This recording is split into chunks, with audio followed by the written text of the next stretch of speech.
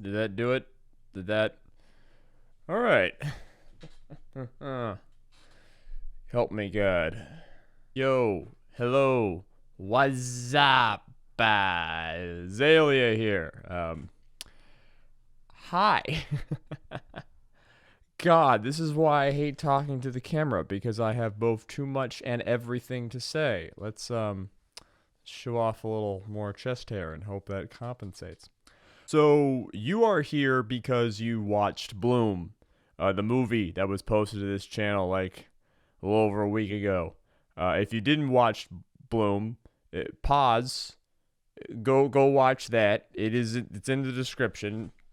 If you don't want to watch that because it's a 75-minute weird movie about a YouTube guy that a few dozen people care about, then that's fine. You don't have to watch this video either. I don't really know why you're watching this video. I am flabbergasted and astounded that as many people care about me as the number that they do. So, thank you for doing that.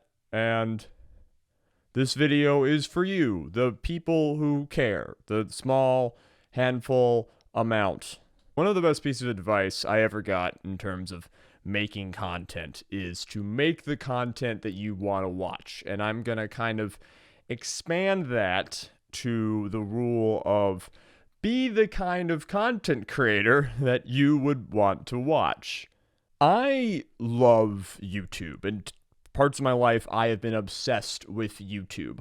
When I watch a brilliant video, I don't just like it. I want to know about it. I want to know about the person who made it. I want to know why they made it. I want to know what techniques and editing software they used to make it. I want to know how they got trained to use that editing software, and I want to know what motivated them to do that, because that's often very tedious, especially if you're good. And if I was a fan of a content creator who was this obscure guy who put out a few video essays and then dropped off the face of the website for 2 years, only to come back with a weird film about himself and the fact that he now suddenly is saying he has autism, I would be weirded out, and I wouldn't like that. So this video is designed to wrap up all of the loose ends left by this channel and hopefully allow me to leave, at least for a while, with things put to bed. Alright, let's start by explaining what the fuck is going on with this channel. And what the fuck has always gone on with this channel? I have always had a very, shall we say, low level of transparency with this channel. There were some times when I've talked about myself and I've vented to a camera, mostly because I had no one else to talk to, but I never really stated my full intentions for this channel, and part of that was I kind of wanted to keep that from you, and part of that was I didn't really know. So let's just, for the sake of history and anyone who will ever care in the future, explain why this channel exists and what its deal is and was and what its failures were. Okay, so this is going to sound really dumb, but we do have to go back to my childhood. So, as a child, for one, I love performing. I loved performing since I was like 8. And giving little songs and theater performances in front of people. But I had a weird childhood. Bloom is about a lot of the reasons that my childhood was weird. Again, watch that movie. But I lacked a very strong sense of self as a kid. I had identity issues, like many of us do. And part of that was because I was very defined by other people. I had a big reputation as a kid. I was a bit of a troublemaker. I was an autist weirdo, essentially. And so people usually had heard of me before they met me. And I was, some points in my life, bullied a lot or estranged a lot. And I always had a somewhat tenuous relationship with both the kids and adults around me. And I often sort of performed a kind of role because that was the only way I knew how to exist in society. And I kind of gave people often what they expected from me. And when I came onto YouTube, I found that there was a drawback to that. See, on YouTube, I was a blank slate. No one knew me. I had really not been active on the internet at all before 2016. And I didn't have any context for how I should act. And that made decisions on how I should present myself and my channel very difficult. And it led to a lot of awkwardness.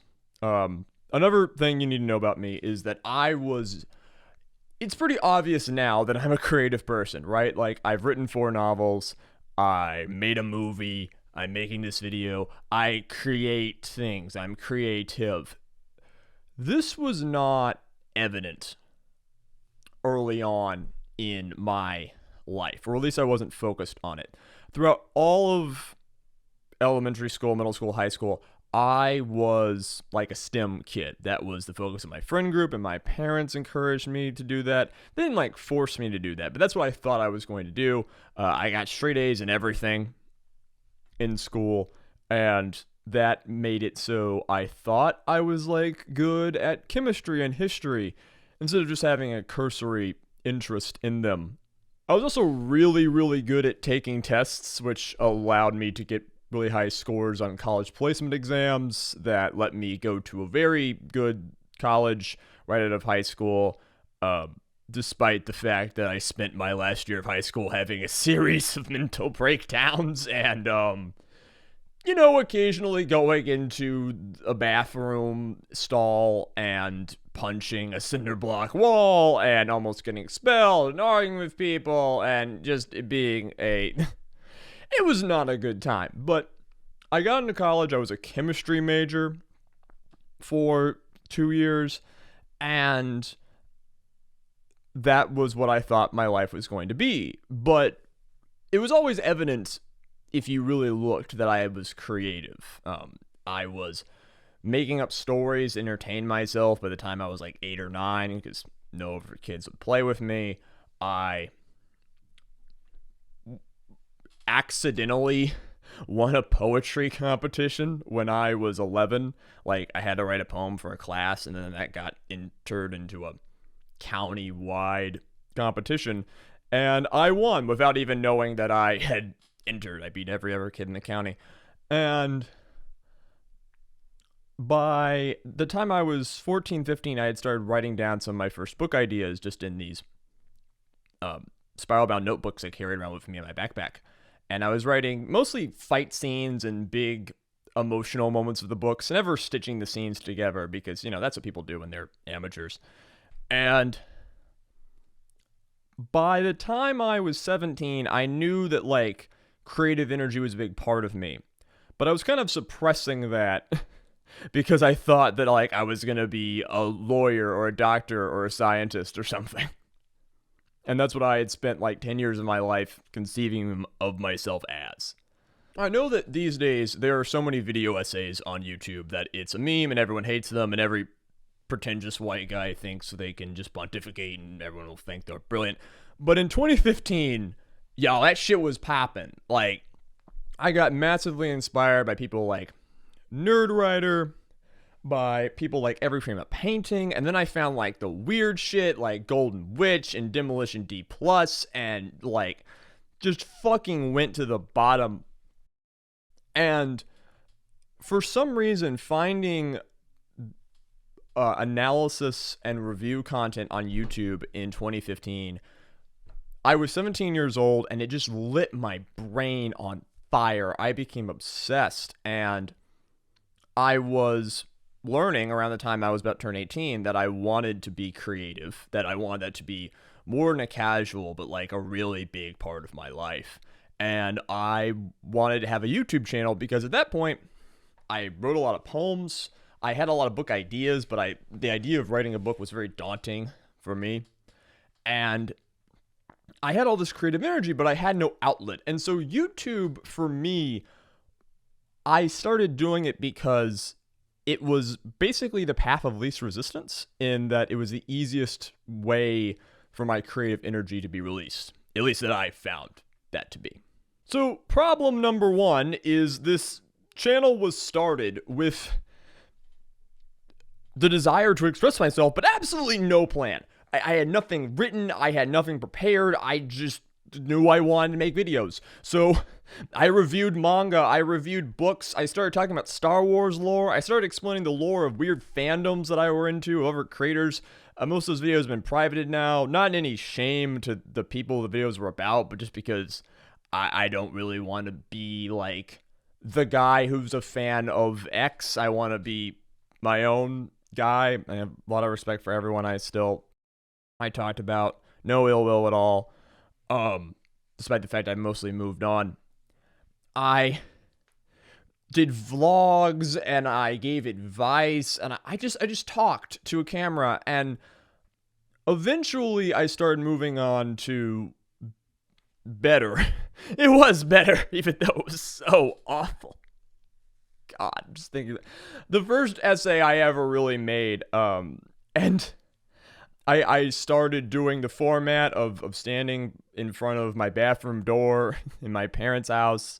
And that brings up the second problem that I ran into around 6 months into YouTube in the summer of 2017, which is I have the technical ability that is less than your grandma. Like, I have lost half a dozen, like, almost full videos that was, like, several dozen hours of work. I have just, boof. I have accidentally deleted footage. I have corrupted footage. I have tried to do things and not been able to figure out how to do them. I am terrible at editing. I'm slow at it. I had no talent for understanding how jump cuts were. God, they were so bad. And they were so bad because I'm completely self-taught. Because I would occasionally look up some tutorials when I had to know how to do something, but I had no peers. I had no mentor in YouTube. I had people I admired, but I never reached out to them because people are terrifying and I didn't want to talk to them. I was a kid who would use his graduation money to buy a camera and a cheap mic and some editing software, and was just throwing stuff against the wall. Finding out also that, like, I find editing very tedious, and I often find recording videos very daunting because I'm an extrovert, and performing to this black lens and trying to shove my emotions into it is just incredibly draining because there's no one to feed off by myself. So emotionally, I just cannibalize myself, and it's exhausting. But, you know, sometimes I do imagine you and imagine how very pretty you're looking right now. I have the script right here, by the way. I'm trying to both make this fast, which it's not going to be, but also, like, not too much work, because reasons I'm going to go into. So, anyway, you know, also 19-year-old Azalea has ADHD and untreated bipolar disorder, which is not making things any easier on him. And, then, in 2018, problem 4 crops up, which is I actually find out what I'm good at. I start writing books, and in 2019, I finish my first novel. And that is crack through my veins. Book writing is the best thing I have ever done other than do religion and convert to Christianity. It is the sum of my essence. It allows me to express myself in ways I couldn't dream of doing otherwise. It is fun. It is problem solving. It allows me to get obsessive. I am proud of it. It makes me build something beautiful and awesome, and it gives me energy while I expend that energy because I'm so passionate about it. But that meant that my creative energy was now going to something that was not YouTube. And I think that early mid 2018 is when my YouTube channel was at the peak of its creative juice. That was also probably, if you're here, you're probably here because you saw at some point the Roy Mustang video or the Devilman Crybaby video. Those two videos started blowing up around late 2018 in the fall. Months before they came out, by the way. It was very, very bizarre that they like suddenly shut up in views. And looking back, I probably could have, if things had lined up a little more. I had just dropped out of college because I was like, I want to make things. I don't want to be a science boy. Um, I had dropped out of college and I had gotten a job. And if I had focused on YouTube a little bit more, I could have gotten some success and I could have capitalized on that. And maybe I should have, but like, it doesn't really matter now. So again, problem 5, I didn't capitalize on success well. And then problem 6, I got clogged up for time. Suddenly I'm working a full-time job and writing a book, and YouTube just slipped through my hands. I'm doing volunteer work. I'm doing church stuff. I occasionally have friends that I do like to talk to, and y'all just got put on the back burner. And I'm sorry for that. Genuinely. I think my decision was correct, but that doesn't mean that's not crappy, at least a little bit. By 2019 into 2020, things in my life start getting worse and worse. I get really consumed working this career in customer service. I eventually become a manager at a small business doing retail, and I spend more and more time at work. It starts exhausting me, and that means I have even less time to make YouTube videos. And eventually this hits a crash in 2021 and I have a full mental breakdown and I need to really seek help. And I got diagnosed with bipolar disorder and I'm now medicated for it. I'm just going to mention this now. So if you think you have some sort of condition in your head, every day that you don't get help for it is another day that you're kind of wasting, is another day that you spent that you didn't spend better. Because I promise, when you're like that, when things aren't working your way, when you're doing things you didn't intend to do, when you're driven by things that you don't know where they're coming from, that's not you. You're not being yourself. And if you've ever felt like you are not yourself, you need to seek help. You need to talk to someone. You need to get on some medication. That can be very dangerous. That can be very risky. That can take some time. But I think it's a little overly stigmatized. And I have heavily benefited from some light medication. And I'm me. And I'm happier. And I'm more productive. And I can get back to doing the actually important things of my life. And just want to put a PSA out there. Get help. You're worth it. And all of the reasons you're saying to yourself not to get help are probably illogical. And when you are yourself and you're in a better state of mind, you'll probably realize they're illogical. And know you can do it, because I did it. And I was in a fucking pit. I was unable to leave bed sometimes. I was having massive panic attack. You don't want to hear about that. Anyway.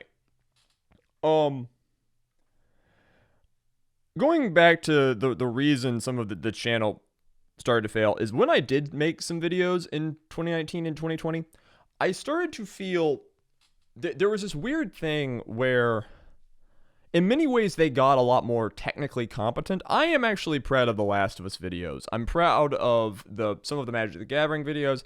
I'm proud of the last video I made on Mega Man Battle Network. I think those videos are smooth. I think they're a little bit tight. I think they occasionally have some good acting, but not a lot. And they were where I had taken my editing style, and I had basically pushed it as far as I could go. But I felt a little incompleted by them. Also the fact they were getting 0 views. But that had long stopped bothering me. I was feeling a little hollow from them. And what I now realize is that was because they were too safe. They were too... I was not taking a lot of risk. I was not putting creative energy into them. I was not pushing myself. I had worked so hard, and yet I had achieved a product that, like... I looked at all of the channels that I loved. Imp Lemon... now I'm into, what was his, Wastunes, now Macarjo, like, Reverend fucking Gabby Spats. I love so many YouTubers. Let me just name YouTubers I think are cool. Fucking Yimfa and Mia Mulder and Freezeye and Big Yellow and Tech and Solid JJ and Donkey and Jet and Zero Lenny and Innuendo Studios. I follow a lot of random people. Sam O'Neill, and I was like, I'm not as good as these guys. And I'm also, I felt I was very bland in front of the camera. And it wasn't just bland, I was confused. My entire YouTube career, I could not figure out what I wanted to be. Did I want to be this sort of arrogant anime snob that was talking down to his audience? Did I want to be this fiery, chaotic, angry brawler? Did I want to be a fun, welcoming guy? Did I want to be smooth and seductive? Those people are all inside me. But I was not any of them. I generally played it very safe. I played it very conservative. And a lot of that has to do with the fact that I didn't fully know who I was and what I was doing and had a plan. All of which is covered in Bloom. So, let's move on to talking about the movie, shall we? I'm going to structure this section and most of this video going forward with a series of questions that I imagine you have that I'm going to answer about Bloom. Why'd you make it? I made it because I had to make it. I made it because I felt compelled to do so. As I've already laid out, I am not a video maker. I'm not a video essayist. I am not fully a video create man. I love writing. I love writing, and that was always the easy part. I would write a script and then recording it, editing it, putting it up there, that was always the hard part. And then writing novels became the thing I'm just cracked on, jacked on. I write really good books. We'll talk about that later. It's got its own section. I made Bloom because I had felt compelled to do so. I had wanted to talk about autism for years. Obviously, it's a thing that's affected my life since I can remember. My first memory was having sensory overload as like a 2-year-old, and it being too bright in the room I was in. I was touched by it every video I made, and yet I never acknowledged it because it just didn't feel right. But I had always, since I was like 19, wanted to make some sort of book or some sort of big video or film kind of explaining what autism is like and some of my personal perceptions of non-autistic people growing up autistic. And Bloom was that. The movie allowed me to come out both as autistic, which I should have done years ago, and silly that I was ashamed for so long, but it also allowed me to come out as Azalea, which, I didn't want to take a new name, but it felt natural, and I felt really compelled to do so. I have always done that, and in order to move on, I've always liked divvying my life up into chunks, into these eras. Yeah, I'm a writer, so I kind of make myself into the main character of a story in my head, as many of us do. And by the time it was mid-2020 moving into 2021, I felt like a change was necessary. And, I wanted to put out Bloom, originally I thought it was going to be out on the winter, the December, November of 2021. I started filming last April. So, but I've wanted to enter this new era of my life, Azalea. And this era of my life, the Blazing Moon arc, is one where I am autistic and I'm out, and I'm both knowing everything I know about people and how they work and what makes them beautiful and how they make them happy, but I'm also not fully sacrificing my own needs to make them happy. I am trying to express myself. It's also an era in which I am trying to take making art full-time as my job seriously. So I quit the full-time job that I had been just burning my energy on, working my way up the ladder, which was pointless. It was a cul-de-sac. It was utterly laughable that I did that. but I did, and now I work part-time jobs, and I'm writing a lot, and I'm making a lot of content on the side, aiming to hopefully one day make full-time money off of content creation or writing books or something, because I've decided that's basically the only way I'm going to be happy. Not doing that enough is a big part of the reason why I had a mental breakdown in 2021. So Azalea is a person who acknowledges themselves, wants to learn more about themselves and express all of themselves to the world, and wants to be a person in the public eye and a content creator and an author full time. That's kind of the point. And Bloom was the announcement of that. And, kicking off my life. And it's cool. Hopefully you think it's cool. Bloom also allowed me to sort of end the kind of narrative of the channel. I had always planned for there to be sort of narrative beats in between videos. You can see kind of pieces of these here and there, especially in the annual channel reviews. But I was never competent enough to kind of make them go anywhere. I never pulled it off. It was always too complicated, and I had originally wanted there to be a bunch of versions of me, each that represent a different personality. And the Ishmael character even shows up in a few videos, and I always had this plan, even as back as early, mid 2017, that eventually the Weaver character, the word Weaver, would fight the Ishmael character, and they would have a clash. That ended up getting turned into Bloom, and so yeah, I combined wrapping up the channel, autism, coming up out of Azalea, some other things in my life into Bloom. I'm gonna try and not talk more about it and its themes and what it means, because I'm the author, I'm dead. I kind of want you to think about it yourself. I did leave some things ambiguous and up into interpretation, so do with it what you will. So do we have to call you Azalea now? I would prefer if you did, or because it's kind of a mouthful, any nickname variant of it. Leah, Leia, Z, Zay, Az, Az, Azzy. Do whatever feels natural and comfortable. All of those are acceptable. Wyatt is not a dead name. I want to make that clear. I still am Wyatt. I'm still called. It's like I am Wyatt, but my name is Azalea. And the more people call me Azalea, the more it feels right.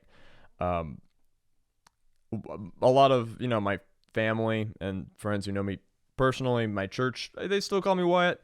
At this point, I've changed my name legally, my middle name, to Azalea. What my middle name was before doesn't really matter. It was not particularly good, and no one used it, so it felt kind of free to do that. And this way, I can be Azalea fully in, that's the quote pen name I'm gonna go on as I write my books, and create anything I create on the internet will be under the Azalea name.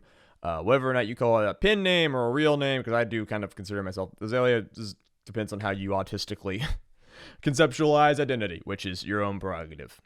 As for why I needed a new name, I've kind of touched on that again. It's hard to describe. There was a time in my life where I wanted a new name because I didn't like being Wyatt, because I didn't like who I was. I've moved past a lot of that, but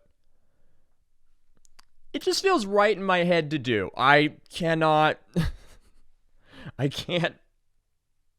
explain it any other way. I am Azalea now, and that's my name now. I spent years, really 2.5 years, slowly rolling that out to people, and this is where it's going big. So, this was a thing I spent a long time thinking of. I had a lot of ideas of names before Azalea, and none of them were better than Azalea, and yeah, that's what it is. So is the Azalea name a gender thing, or no? No. That is a very easy and common misconception. I totally get why you thought that. I think it's very strange and a shame that trans folk and non-binary folk are generally the only people in our society who rename themselves. I it seems logical to me that like 90% of people around the time they turn later teenage years would rename themselves. Like, our society puts such a high emphasis on bodily autonomy and seizing your own destiny and having control over yourself, and it's weird we wouldn't control what people call us. But yeah, the name Azalea is also not hard masculine. There are nicknames of it that are a little more masculine, but I like that because I've never been a fully masculine guy. I'm not really going to go into my gender hangups. The short version is I kind of don't care about the whole thing. Very supportive of other people. I have a lot of trans friends, a lot of non-binary friends, but that's not a thing in play here, besides the fact that, I do not want to fully be thought of as a man, nor am I a woman in any capacity. I kind of like being me. And that's all I want to be. I know there's a lot of people who feel similarly. I'm in no way special about that.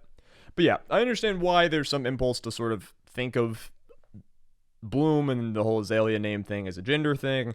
The film does have a very coming out vibe. I did definitely intend that to a certain degree. To go on somewhat of a tangent, as an autistic kid, an adult, new adult,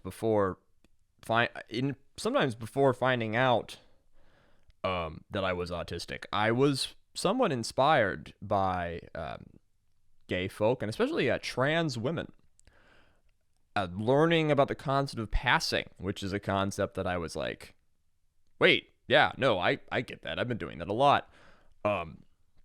Self-discovery, finding out what you really are, embracing it, learning to enjoy the points of view of other people in your group and find that solidarity. I learned a lot of that from the queer people in my life, and I thank them a lot for it. But again, not one of them, with them, not one of them. It's all good. And yeah, hopefully that clears up or maybe throws a smoke screen on that whole thingamajigger. Why is Bloom like kind of bad? Why would it be good? The movie actually turned out a lot better than I thought it would. A lot more watchable. But it was made by an amateur in his house with mostly cheap equipment, and I was self-taught and made every mistake under the sun. Directing, writing, acting, color correction, fucking lighting a shot, setting up the mic, editing the audio. There's a reason that generally those are like tasks that people specialize in on a real movie. And not something that's done by one guy, especially one guy who's self-taught. Bloom took well over 1,000 hours to make. I finished writing the rough draft of the script in like March of 2022 and started filming in either April or May. Almost every scene in the movie had to be reshot because I just fucked up. I would say half of it had to be shot at least 3 times.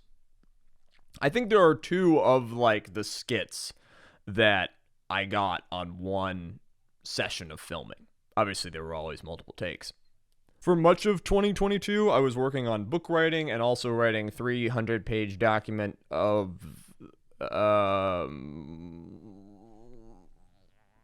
misdirection.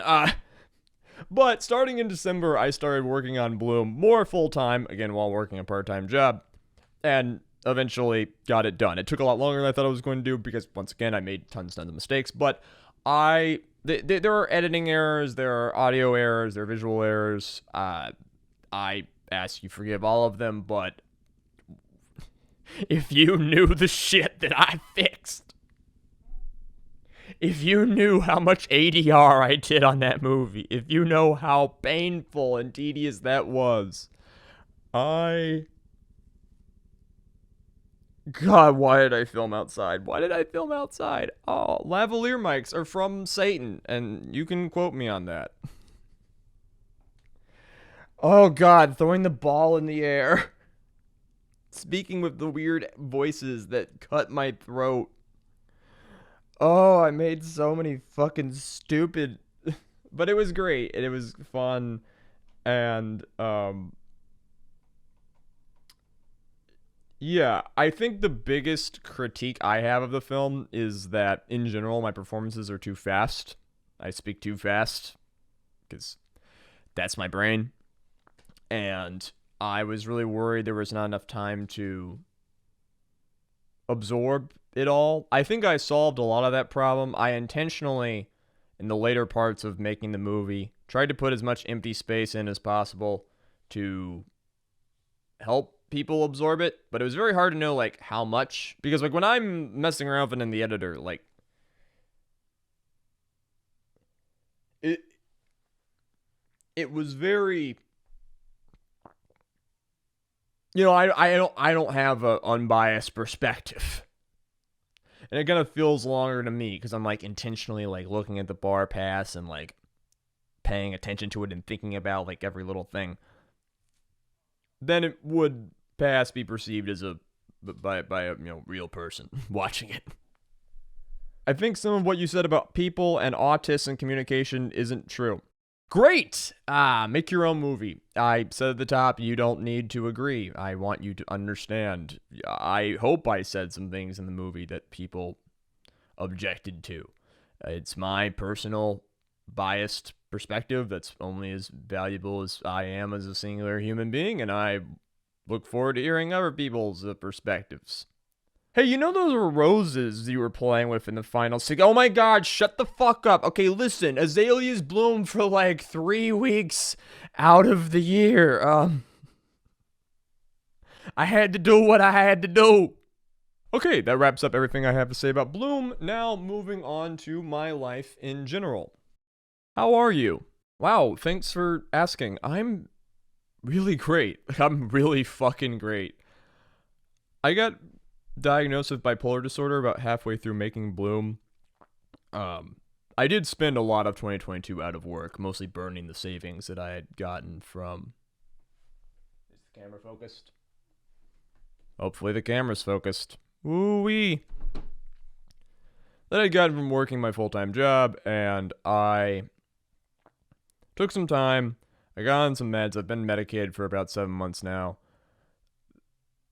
There's a lot less problems now because my brain's just fucking with me less. I'm also in a better space. I have a lot more social time and a lot better job. A much less stressful job, at least. It's a shit job, to be clear. I'm not going to tell you what it's doing, but I'm working some sort of retail or customer service. So if you get your tires changed or coffee served to you or go to the grocery store, just know I could be the person who is responsible for taking care of you. So live in fear. I now also have ADHD meds on top of BPD meds, so that's very nice. I'm a lot more productive. I'm working on my sleep schedule. It's starting to get better. I went to sleep like at 1 o'clock 2 times this week, which is a big accomplishment for me, because usually it's like 3:40 if I'm lucky. I have a part-time job that makes the bills, and I have a part-time job that pays the bills, and I meet people through that, and that's great. I have a million problems, and I still get caught up in sadness and anxiety, but especially now that Bloom is over, I am having a sigh of relief. The response to the film has also been more overwhelmingly positive than like I feel like I'm dreaming. Everyone in my personal life has been incredibly sweet, and I know some of you are watching this, and I don't deserve you. That's all I can say. I don't deserve you. Not gonna cry. What are we doing going forward? So, I said that the Azalea arc was about doing content creation full-time and book writing full-time. So, now that Bloom is done, I'm going to go back to focusing on book writing. I wrote my fourth novel and then started writing Bloom and making it. in 2022, and now I'm going back to doing that. All of my books are sequels to each other, and this is the year where I'm going to edit and polish book 1, and then try and actually get it published, which is terrifying.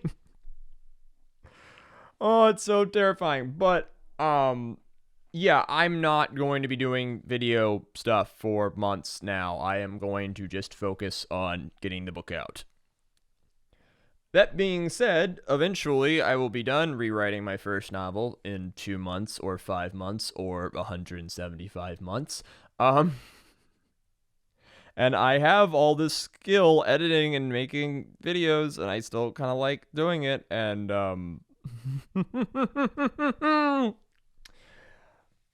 after I get done rewriting my novel, When the Sky Split Open, as it's called, by the way, I'm going to need another project.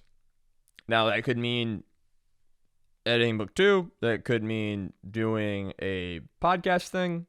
Oh yeah, I've been podcasting for like 2 years on this channel called No One Is Competent. I'll talk more about that later, but if you want more content from me, that's where you can go find it.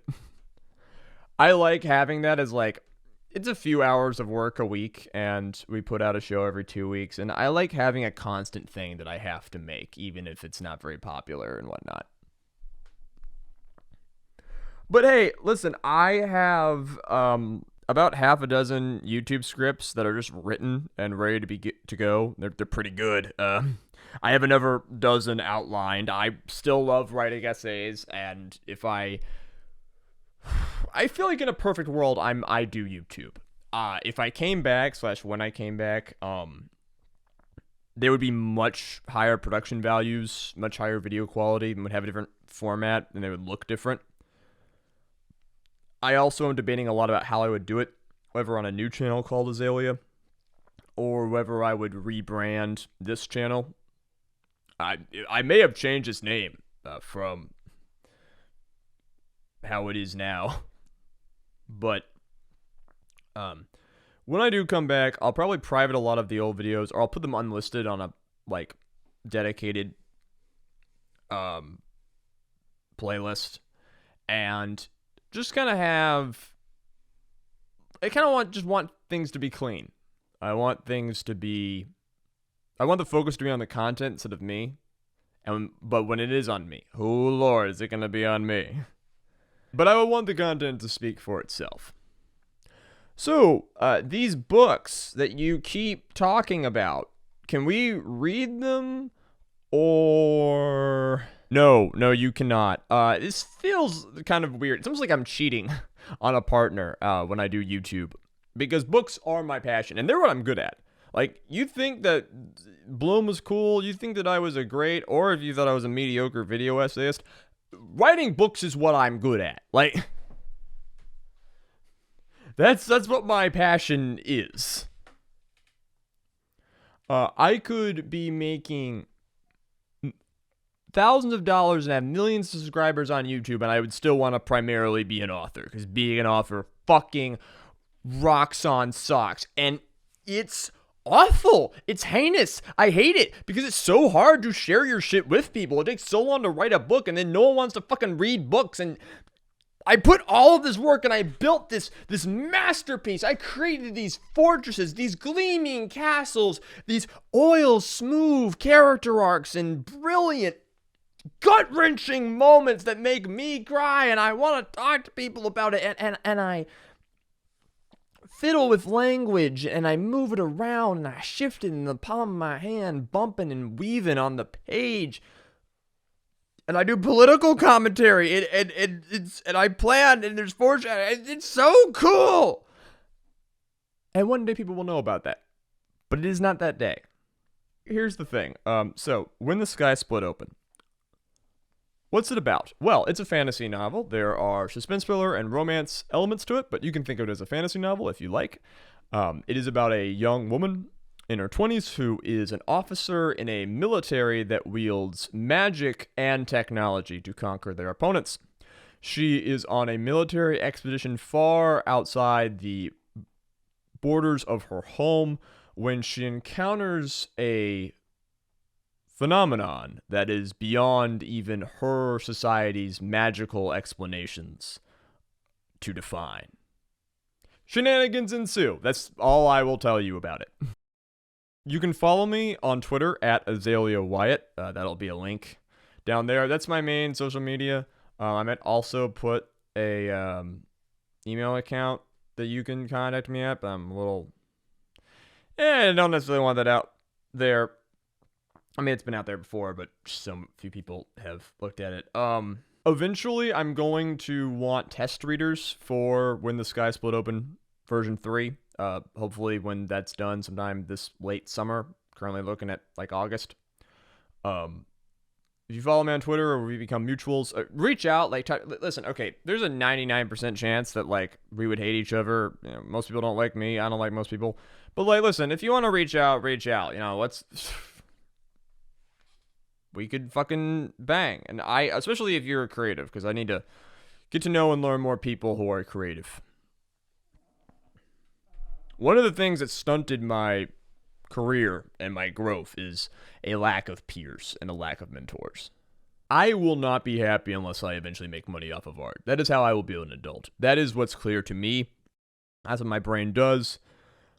And I'm going to work until that's the case. I'm going to get it done podcasting or YouTube or book writing. If publishers reject me, then I'll go to them again and again, and then I'll self-publish. I do not care.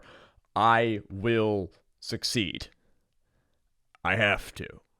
So I'm going to go away and I'm going to try and do that. And 2023 is in many ways a training wheels year. I'm focusing a lot on exercise routines and sleep routines and time management routines. I have a daily planner where I write shit in. If you're ADHD, get a daily planner. It's the only way, I promise you. I'm getting a lot more stuff done, and I'm conquering life, and I'm trying to be not a fucking baby. I'm trying to grow up so I can stop talking about myself and start doing things.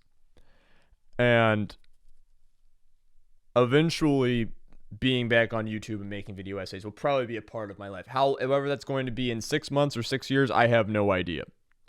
But this channel is now functionally over. And if you're one of those people who reached out, Casey or Sarda, all of the people over the years who were frequent commenters,